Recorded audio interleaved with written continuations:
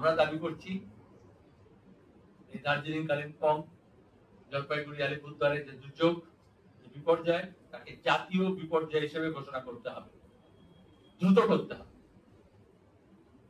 আর যেভাবে গোটা হিমালয় জুড়ে ইনডিসক্রিমিনেটলি ড্যাম নির্মাণের নাম করে, চওড়া রাস্তা তৈরি করার নাম করে, টানেলের নাম করে যেভাবে প্রকৃতিকে ধ্বংস করা হচ্ছে, আর তার সঙ্গে হচ্ছে বৃক্ষচ্ছেদ, গাছ। আমরা উত্তর ভারতে দেখেছি বন্যার সময়, আজকে তোরসা নদীতে দেখলাম এত একেবারে সাইজ করে গাছ কেটে কত স্টক পাইল করা ছিল। প্রতিদিন তা হচ্ছে বলেই তো বন্যার জলটা ভেসে আসছে পানের জলে। তাহলে কেন্দ্র এবং রাজ্য সরকার তারা নেচারকে যেভাবে এক্সপ্লয়েট করছে,